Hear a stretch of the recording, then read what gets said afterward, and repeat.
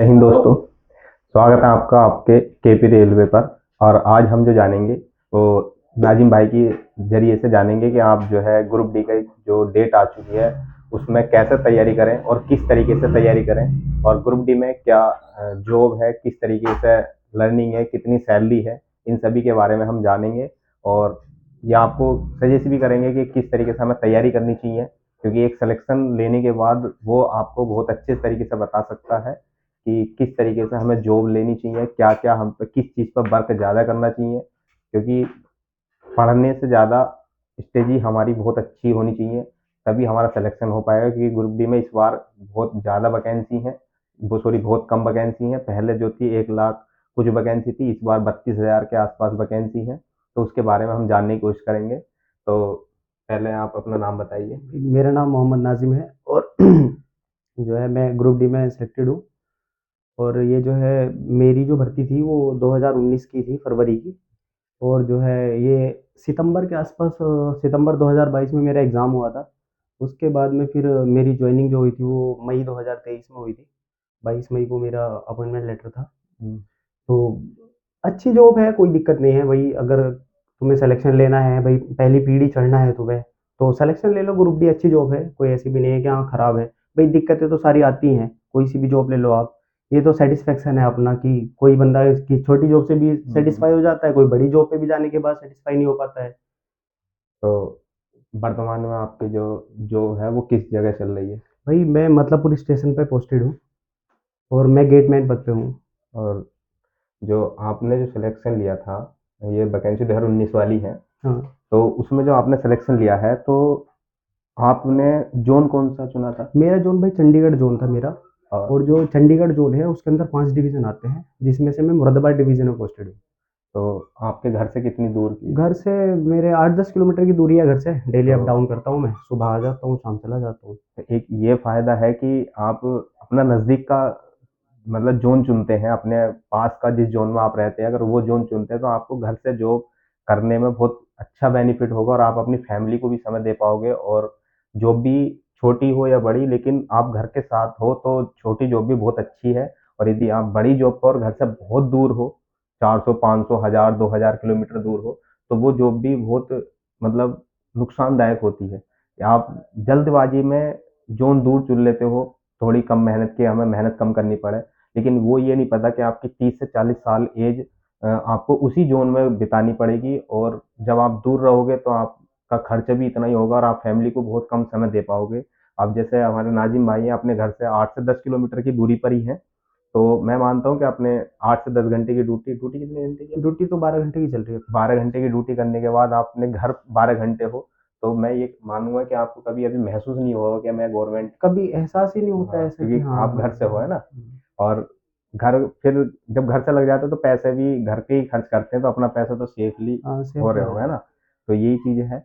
और बाकी भाई सभी को ये बताने का कष्ट करें कि आपने जो जो ली, आपने कितना स्कोर आपका था और किस तरीके से आपने अपनी रणनीति रखी थी इस एग्जाम के लिए। रणनीति ऐसे था, इसमें जो है 4 सेक्शन आते हैं। भाई मैथ्स आता है और रीजनिंग आती है और साइंस होती है स्पेशल तौर से, इसमें 25 नंबर की।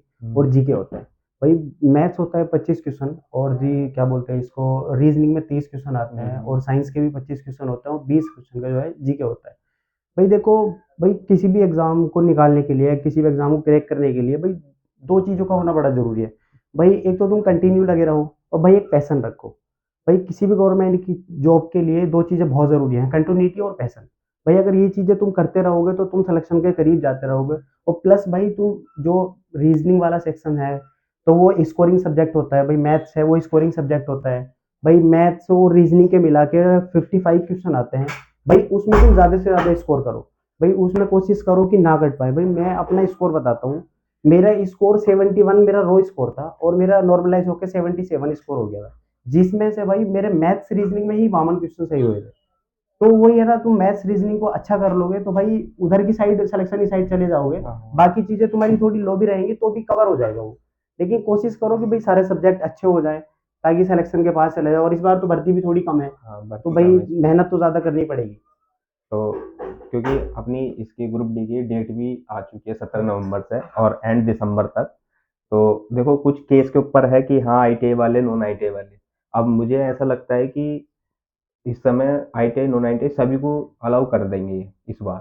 तो वैकेंसी कम है, कंपटीशन अच्छा है, क्योंकि 1 करोड़ 8 लाख के आसपास फॉर्म है इस बार भी। तो कहीं ना कहीं आपको अच्छा करना पड़ेगा, और पेपर का लेवल भी इसका अच्छा आता है, हाँ भाई, क्योंकि पेपर का लेवल तो बहुत अच्छा है। 2022 का एग्जाम आप देखोगे तो काफी हार्ड था। मतलब हम्म, मैं ये कहता हूँ कि वनडे एग्जाम ऐसा इतना हार्ड नहीं हो सकता कोई सा भी। और जबकि एक स्पेशल साइंस का इसमें पोर्शन था, अच्छे खासे न्यूमेरिकल वगैरह हाँ फिजिक्स बहुत के अच्छा काफी था। अच्छे आते हैं। और केमिस्ट्री में अच्छा डीप पूछा गया था। अगर आप एनालाइज अगर प्रीवियस लगाओगे तो मैं ये कहूँगा कि आप इन्हें ये बताइए कि जब जितने भी हैं भाई, कि इन्हें किस चीज़ पर ज़्यादा इस समय फोकस करना चाहिए, अपने सेल्फ स्टडी पर या फिर अपने किसी यूट्यूब के चक्कर में जैसे। भाई मैं तो यही कहना चाहूँगा भाई, जैसे 17 नवंबर से तुम्हारा एग्जाम है, तो हमारे पास ज़्यादा समय नहीं है, मान लो कि 40-45 दिन के समथिंग तुम्हारे पास समय है। भाई तो मैं चाहता हूँ जो तुम्हारी चीज़ें स्ट्रॉन्ग हो, जिसको तुम मानते हो कि मेरा मैथ्स स्ट्रॉन्ग है या रीजनिंग स्ट्रॉन्ग है, तो भाई कोशिश करो कि जो है जो चीज़ें स्ट्रॉन्ग है उनमें तुम स्कोर कर पाओ। और मॉक टेस्ट भाई डेली लगाओ। मॉक टेस्ट जो है बहुत बड़ा योगदान है मॉक टेस्ट का, क्योंकि मॉक टेस्ट लगाने से तुम्हारा जो है ना टाइम मैनेजमेंट होता है। और भाई ग्रुप डी का पेपर, नाम ग्रुप डी हो सकता है इसका, हाँ, लेकिन पेपर थोड़ा अच्छे लेवल का आता है। वनडे एग्जाम कोई भी ऐसा नहीं आता। भाई फोर्थ क्लास की कोई भी जॉब हो वो इतना भारी एग्जाम नहीं लेती। तो मैं तो यही चाहूंगा भाई कि जो भी तुम्हारे पास 40-45 दिन का समय है, उसको अच्छे से अपना मॉक टेस्ट लगाते रहो, उसका एनालाइज करते रहो, जहाँ तुम्हारी कमियां हो उसको दूर करते रहो भाई। और अपना मैथ्स, रीजनिंग और स्पेशल साइंस पे थोड़ी अच्छी पकड़ बनाओ, ताकि भाई तुम्हारा स्कोर अच्छा आ सके। और बात रही कट ऑफ की, भाई कट ऑफ देखो वो पेपर पे डिपेंड करती है। ये कोई भी यूट्यूबर हो या कोई भी टीचर हो, ये नहीं बोल सकता कि इतनी कट ऑफ चली जाएगी। भाई वो पेपर पे डिपेंड करती है, वो पेपर किस लेवल का है। भाई कट ऑफ 90 भी जा सकती है, कट ऑफ 50 पे भी रुक सकती है। हाँ, जैसे इस बार आप टेक्नीशियन की देखो तो टेक्नीशियन नब्बे में देख लो। 90 प्लस कट ऑफ है। वो पेपर का लेवल थोड़ा कम था, हाँ तो इस वजह से 90 प्लस गई। अगर पेपर पे डिपेंड करती है, बाकी वास्तविकता यही है कि पेपर का लेवल किस तरीके का आ रहा है। अगर पेपर का लेवल अच्छा है तो कट ऑफ 60 65 के हाँ बीच में बिल्कुल बिल्कुल। घूम जाती है, और पेपर का लेवल बहुत डाउन है तो कट ऑफ 80 से प्लस भी जा सकती है। सही बात। लेकिन फिर भी एक अगर मैं एक पिछले 22 वाले को अगर हम माने कि इस जैसा पेपर आएगा, तो हमें क्या टारगेट रखना चाहिए जैसे भाई कोई। मैं टारगेट के लिए बोलूंगा कि पिछली बारी जो है 2022 में जो फाइनल हुआ था, जिसमें मैं भी सिलेक्ट हुआ हूँ, उसकी जनरल कट ऑफ जो है 76 थी, इसकी चंडीगढ़ जोन की। भाई वैसे जोन वाइज अलग अलग देख लेना, सारी चीजें मुझे नहीं पता, मैं चंडीगढ़ जोन से सिलेक्ट हुआ हूँ तो मेरे को उसका पता है। और बीसी 70.9 पे कट ऑफ गई थी, और एससी शायद 65 के आसपास थी, मुझे एग्जैक्ट याद नहीं है। लेकिन अच्छी कट ऑफ है, एग्जाम के ऊपर डिपेंड करता है वो कैसा एग्जाम, क्योंकि 22 का एग्जाम बहुत अच्छे लेवल का था।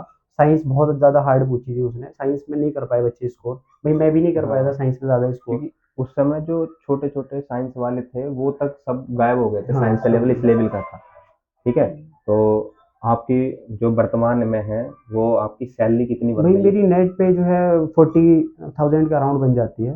सैलरी में तो कोई दिक्कत नहीं है, ठीक 40 ठाक है, हाँ। सैलरी आती केंद्र में सैलरी का है। कोई हाँ, इतना अब इशू वो नहीं फिर है। सैलरी तुम्हारी बढ़ के भी आती है, क्योंकि जैसे कि इसमें हमें नाइट की ड्यूटी करते हैं तो नाइट अलाउंस मिलता है। हम्म, तो मान लो अगर हम लोग जो है ट्रेकमैन है, तो ट्रेकमैन में जो है भाई गैंग होती है, और गैंग के अंदर जो है मान लो एक एरिया होता है कि 6 किलोमीटर या 8 किलोमीटर का एरिया होता है। हाँ, अगर हम उससे इधर उधर जाएंगे आगे, तो उसमें जो है हमारा टीए बनता है, ट्रेवलिंग अलाउंस। हाँ, तो वो इस टाइम 625 रुपये है। अगर तुम 12 घंटे कहीं अपने एरिया से दूसरी जगह काम करने जा रहे हो, तो तुम्हारे 625 रुपये वो बन जाते हैं, वो नाइट अलाउंस बन जाता है।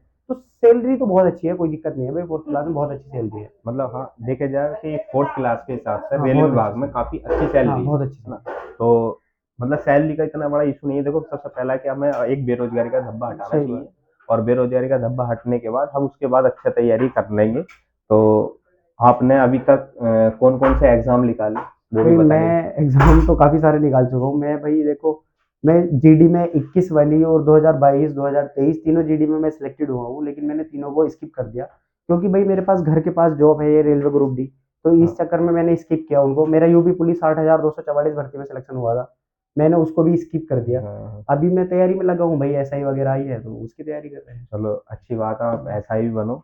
क्योंकि देखो जब आप सेलेक्टेड हो गए तो सिलेक्शन लेने के बाद आपके पास एक तो जो माइंड में प्रेशर होता है एग्जाम हॉल के अंदर, वो प्रेशर दूर हो जाता है, सही बात। सबसे अच्छी बात ये है। और आपके जो कॉन्फिडेंस लेवल के जो 5 6 क्वेश्चन होते हैं, वो आपके हमेशा एक नॉर्मल तैयारी करने वाले के जो नहीं सिलेक्टेड है और एक सिलेक्शन वाला कम पढ़ने के बाद उससे 4-5 नंबर ऊपर ही लाएगा। सही बात। तो मैं यही कहूँगा सभी भाइयों को कि आप अपनी तैयारी बहुत अच्छे से करें। बाकी किसी भाई का कोई डाउट हो तो कमेंट करें, और भाई सभी को जानकारी अगर अच्छी लगी हो तो आप वीडियो को शेयर और सब्सक्राइब चैनल ज़रूर करें। बाकी सभी भाइयों का आपका धन्यवाद, और आपका भी समय देने के लिए थैंक यू। ठीक है, चलो।